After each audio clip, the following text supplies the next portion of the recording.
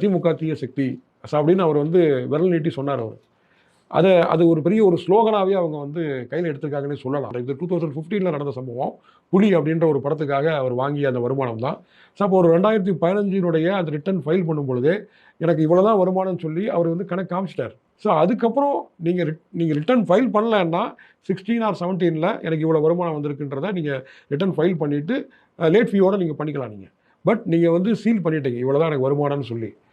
ஆனா இன்வெஸ்டிகேஷன்ல அன்றைக்கு வந்து பார்த்தீங்க இன்கம் டேக்ஸ் வந்து அன்றைக்கி ரைடு போனாங்க. அந்த இன்வெஸ்டிகேஷனில் இந்த ரைடில் தான் இந்த எக்ஸஸ் அமௌண்ட் வந்து கிடச்சிருக்குது.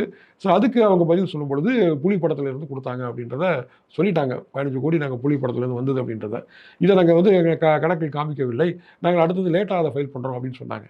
ஆக்சுவலாக வந்து பார்த்தீங்கன்னா அந்த வருமானம் கிடைத்தது அந்த 2015ஆம் ஆண்டு தான். இப்போ ஜெயலலிதா அவர்களுக்கே 55 கோடி சம்திங் அந்த சொத்து அதிகமாக சேர்த்தார்கள் அப்படின்றது தான் அதில் வழக்காக இருந்தது.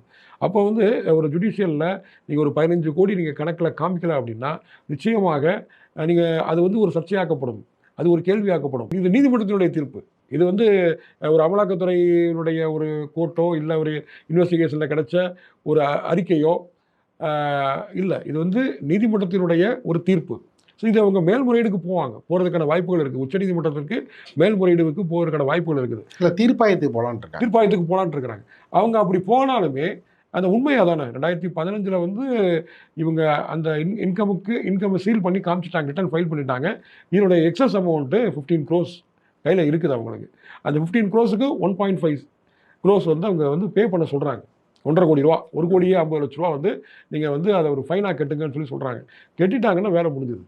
ஸோ அதை அவங்க அப்பயே கட்டியிருந்தாங்கன்னா இந்த இஷ்யூ வந்திருக்காது. 2015லேயே இந்த இன்வெஸ்டிகேஷன் ஆரம்பிச்சிருச்சு, இந்த வழக்கு வந்துருச்சு. அப்பயே அவங்க அக்செப்ட் பண்ணிக்கிட்டு அதை கட்டியிருந்தாங்கன்னா இந்த பிரச்சனையே வந்திருக்காது. ஸோ இதற்கு முன்பாக அவர் ஒரு சொகுசு கார் ஒன்று வாங்கினதுக்கும் அவர் இதே மாதிரி தான் அதுக்கு உண்டான அந்த வாட் இஸ் தட் டேக்ஸ் கட்டுறதுக்கும் அவர் வந்து விலக்கு கேட்டார். ஸோ விலக்கு கேட்டதுக்கும் நீதிமன்றம் வந்து அனுமதிக்கலை. உடனடியாக அந்த டேக்ஸ் அமௌண்ட்டை நீங்கள் கட்டுங்க அப்படின்னு சொல்லி சொன்னாங்க.